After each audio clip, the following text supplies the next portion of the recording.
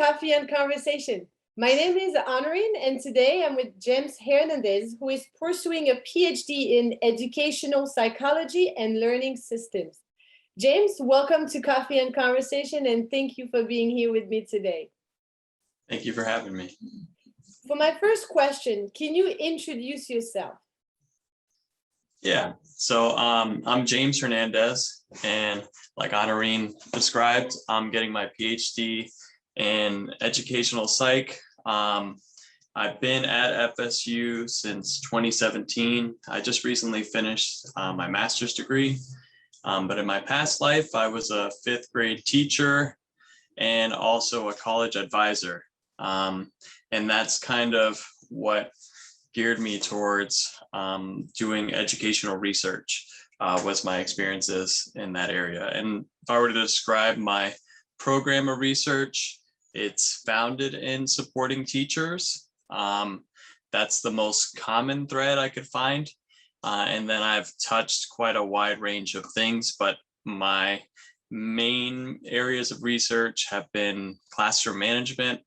I just recently in identity as well. So I've recently defended my thesis where I went into a very deep dive of what culture is and how culture interacts with our identity. And then how do teachers and students and their cultures interact in the classroom. And then outside of that, I've done research. I was part of a large literature review over the last 20 years, or really a meta-analysis of the last 20 years of early childhood reading and what do we know. And that was kind of fun because I used to teach fifth grade reading. And I always found that moment from when a child doesn't know how to read to learns how to read, like magical. And here I got to see some of the science behind that. And then I've done some other research looking at how do other students in groups affect one another. So if you have peers that are performing really well on a certain subject, will that help you? Will it make no difference? And particularly in small groups, because when you're a teacher, you're often organizing children in different small groups and you want to make sure all of them benefit very well. But my dream and why I'm getting a PhD is to open up a new type of school system. Having been a teacher, having been a college advisor, and now I'm actually getting to teach undergraduate students, I think I've heard and feel like a lot of people think we need to readdress education, and particularly pre-K through 12th grade education. And many people have feel the need, but few people are addressing the need. There are some really great like online school models, but I want this to be a brick and mortar model that interfaces with the online model if possible. So those are where my head's at least. Wow, so much to talk about. So there were lots of research going on about, the impact of technology on children, documentaries. There is this famous one, Social Dilemma, on Netflix. And here you talk about this school, MIT school, where they wear socks and it's all about technology, it sounds like.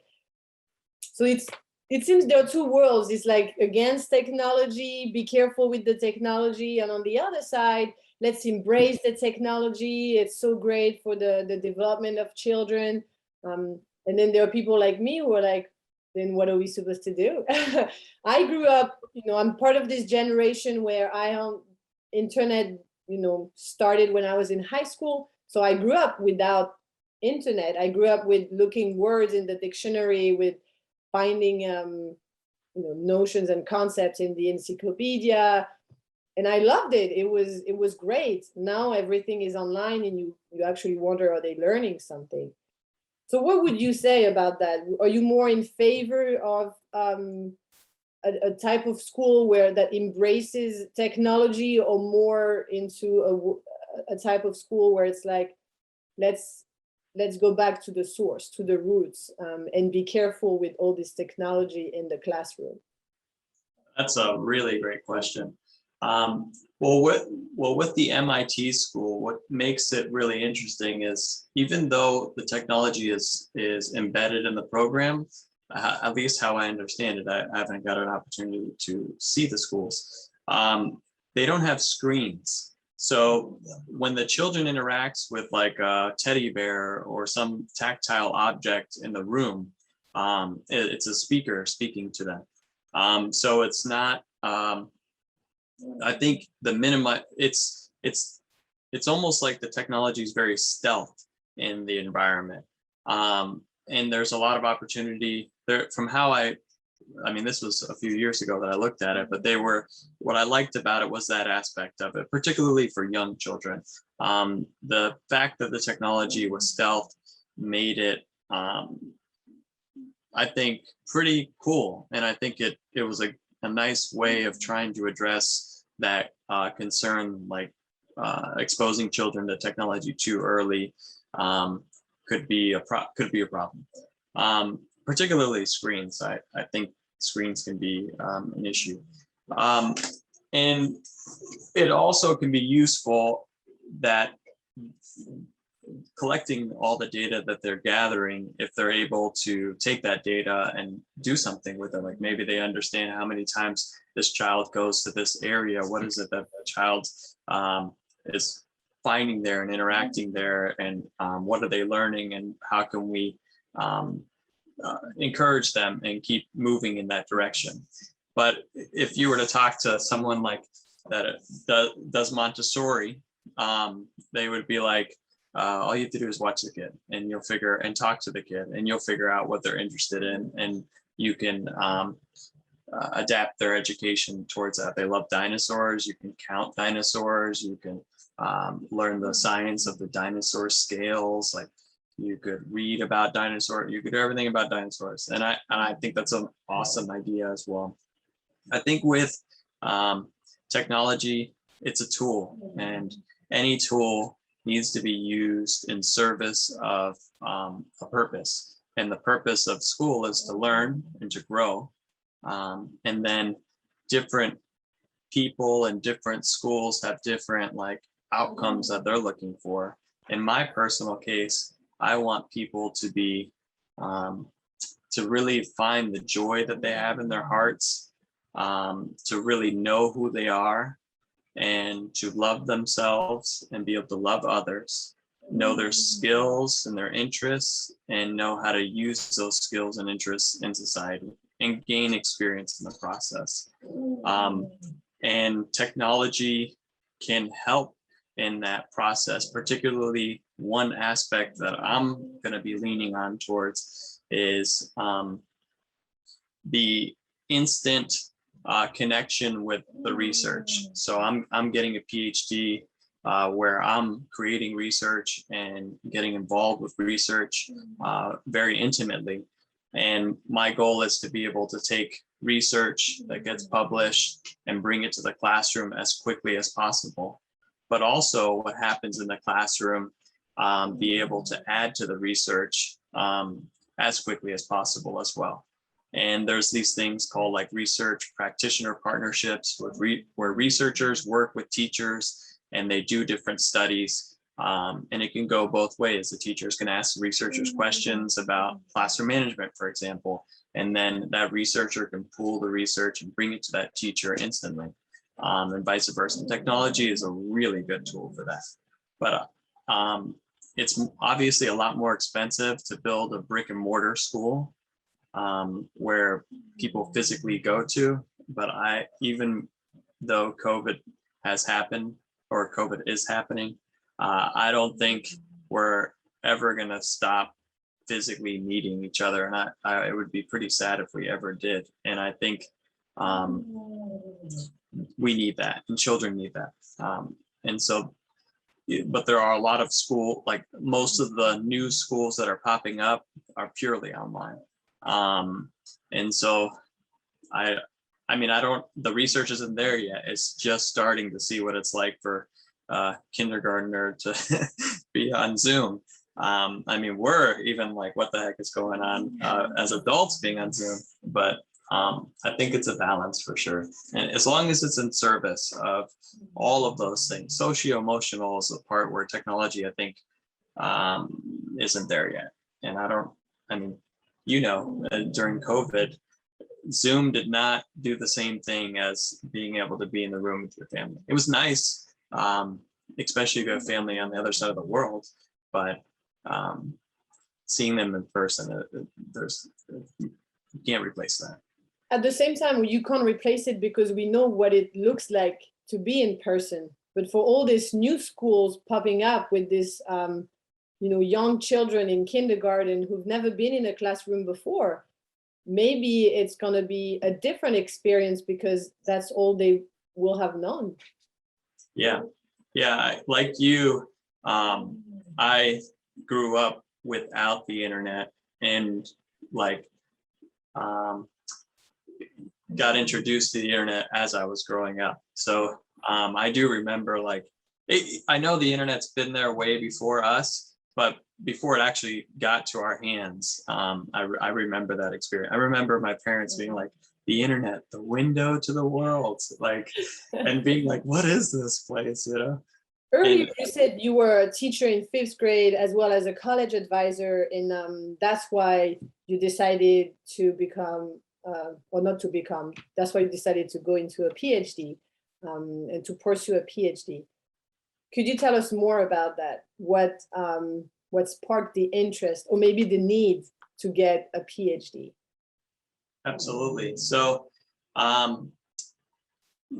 when I was a teacher and also a college advisor, in my personal experience, I kept what I want to do is help people, and education is kind of where I thrive the most, and I'm able to do such. And so those two jobs made the most sense, and careers made the most sense as existing careers. But when I did both of those careers, I kept getting limited by the job descriptions or the environment in which I was in. So maybe I was getting too many children in my classroom. I couldn't serve them all the way I wanted to.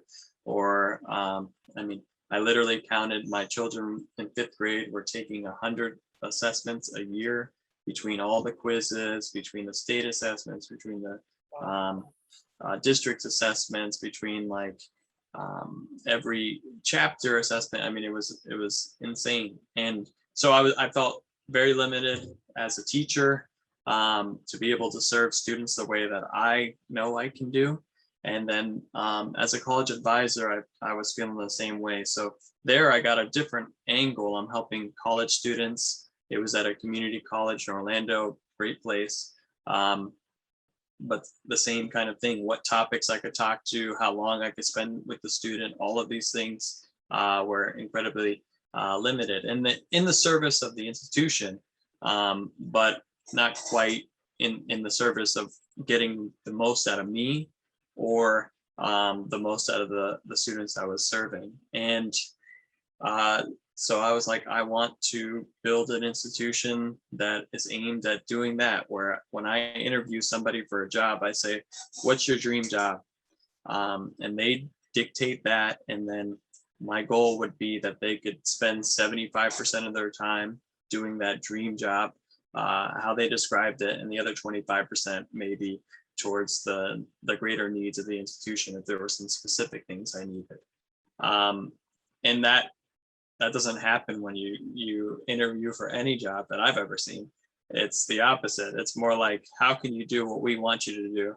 And hopefully you want to do it too. But if you don't, we don't really care. We just want to make sure you do it. Maybe they do care, but that depends. But and so to get a PhD, well, I sought out a PhD for two reasons. One, the people that appeared to dictate what others do had some higher degree, particularly in the education field. I used to call them the suit people when they would come into my classroom and tell me how good or bad I was teaching. And in education, particularly, the highest level of degree that I could find was a PhD.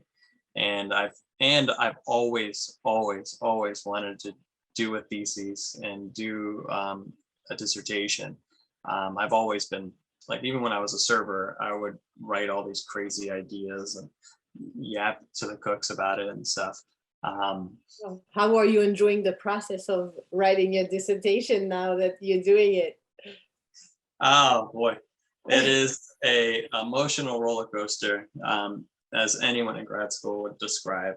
But I just finished my thesis, and my committee described my thesis as a dissertation level of a document, and it was the hardest thing I've ever done. But it's been the most rewarding thing as well. And I really feel like if you talk to anyone that's finished their thesis or dissertation, they're always like, they think it's going to change the world and stuff. But I hope it does do a little bit, at least with how we understand culture and how we understand classroom management, I think. And I made a pretty cool model about how they do that. But yeah, it's been a challenge. And each one of them, so now I'm doing my prelims, and it's a different challenge. And but I know kind of what I'm doing, but it's still a different challenge. Could you walk us through a typical day in your life as a graduate student? Yeah, absolutely. So it changed, obviously with COVID, but it also changed once I kind of found my rhythm. So there's certain large influences. I think the most important thing would be to find like a accountability partner, someone you can learn from, that's hopefully senior in the program with you. And I'm only bringing all those things up because where I'm at now looked very different for the last 4 years. But where I'm at now is I've gotten to the point where like I finally get up at a certain time in the morning, like 7:30 every morning now, even on the weekends. And I go running pretty much every other day. And I've added a new thing today where I kind of, being in grad school, it ignites a lot of anxiety, a lot of anxiety. And so while I was running today, I actually went through the process of starting to write and all that anxiety, and like went through kind of like a cognitive behavioral therapist where I went through like, why am I feeling anxious and what happens? I do some journaling, and then I play with my pugs a little bit, and then I get writing in the morning. I always write in the morning, and then I do all of my other tasks. I'm TA, teaching educational psychology to undergrads, so I'll work on that, and then I have like anywhere from 3 to 5 other research projects where I'll do a meeting or do some work towards those projects in the process. Wow. And how do you relax? So you run, and what else? Run, play with my pugs. My wife and I we'll go to like the park or dog park, or we got some bicycles. She's a mental health therapist, so she's like really good about making sure that I do what I need to do for self-care. And I have quite a few nieces and nephews, so I'll talk to them, and kids are the best. That was part of why I got a PhD in educational psychology, because I was like, if I'm going to be reading and writing all day long, I need an opportunity where I'll see kids somewhere through that process. So I collect the data in the classroom. Almost every summer I get some sort of opportunity, and it'll be in the classroom with kids from pre-K all the way up to high school. And that it just reminds me what I should be doing. My last question for you is, how do you picture yourself in 5 years from today? Kind of like your dream life. Absolutely. In 5 years from today, I would like to be standing in the school that I've been imagining for the last 10 years. And at that point, it'll be a year or two in, so I would hope it would be running pretty smoothly and just seeing the buzz of what a school should look like, where the children and the staff and the teachers and everybody has that buzz, where they're happy and they're busy and they're alive, and I would love to. That's where I see myself. All right, well, James, thank you so much for your time. It was great to get to know you better and learn about your project. I think this Dream School sounds like an amazing school. I really hope that you make it happen and you kind of change the way we do education, because education is essential, and I do agree that something needs to change somewhere. Absolutely. Thank you. I'll let you know. Yes. Thank you.